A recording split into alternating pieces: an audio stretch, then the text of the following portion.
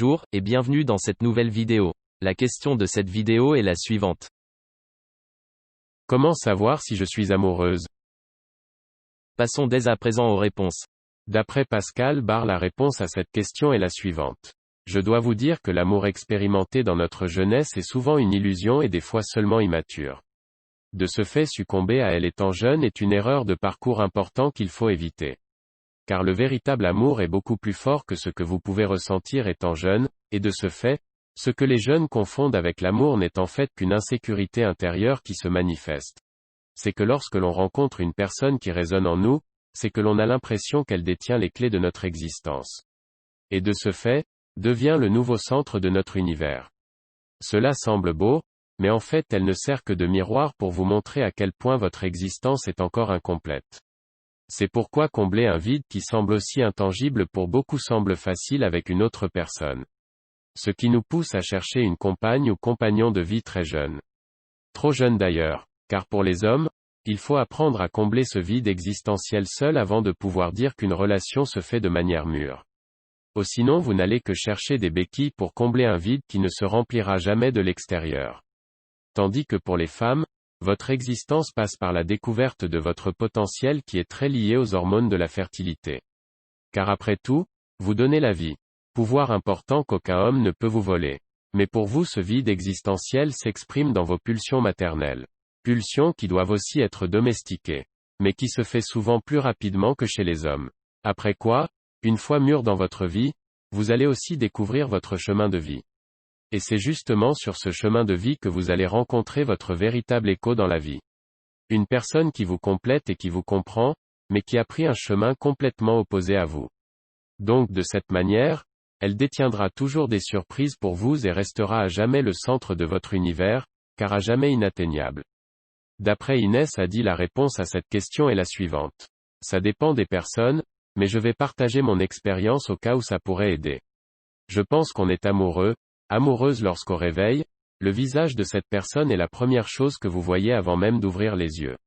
Lorsque, par exemple, vous vous mettez, inconsciemment, à penser à ce elle aime afin de choisir vos tenues, vous avez envie de lui plaire, d'être beau, belle à ses yeux, et juste à ses yeux, tout à coup le monde entier n'a plus d'importance, le seul avis qui vous préoccupe est le sien.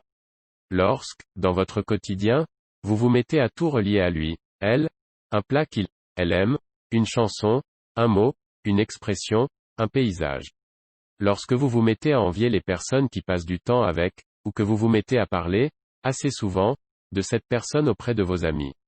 Il y a aussi les rêves, vous avez tendance à rêver de cette personne assez souvent, votre cœur bat la chamade ou vous vous mettez à sourire comme un « idiot » lorsque vous recevez un message de sa part.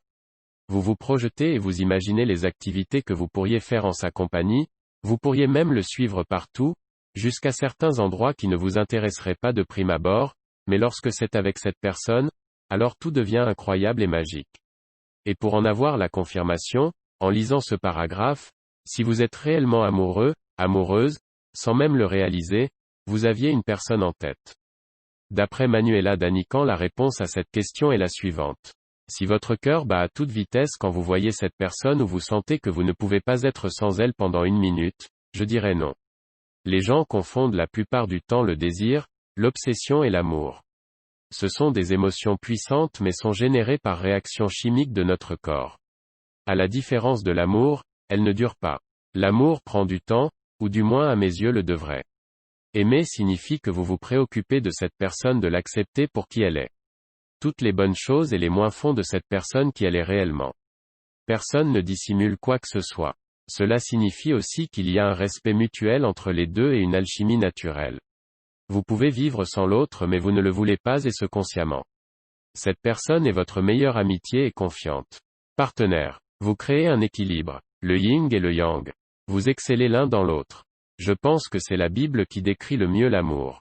1 Corinthiens 13 à 4,7 L'amour est patient, il est plein de bonté, l'amour. Il n'est pas envieux, il ne cherche pas à se faire valoir, il ne s'enfle pas d'orgueil. Il ne fait rien d'inconvenant. Il ne cherche pas son propre intérêt, il ne s'aigrit pas contre les autres, il ne trame pas le mal. L'injustice l'attriste, la vérité le réjouit. En toute occasion, il pardonne, il fait confiance, il espère, il persévère. L'amour n'aura pas de fin. Si vous ressentez ces choses, vous aimez réellement. D'après Angelia Milanovic, la réponse à cette question est la suivante. Si vous vous posez la question, c'est que vous n'avez probablement pas encore été vraiment amoureuse. Car, si vous l'étiez, non seulement vous le sauriez, mais cela se saurait sans doute tout autour de vous, aussi. C'est que la folie heureusement passagère dans laquelle l'état amoureux nous plonge n'est pas très discrète. Par la suite, cela se calme bien un peu ou se mue en quelque chose de plus raisonnable, mais on ne peut guère s'y tromper au début.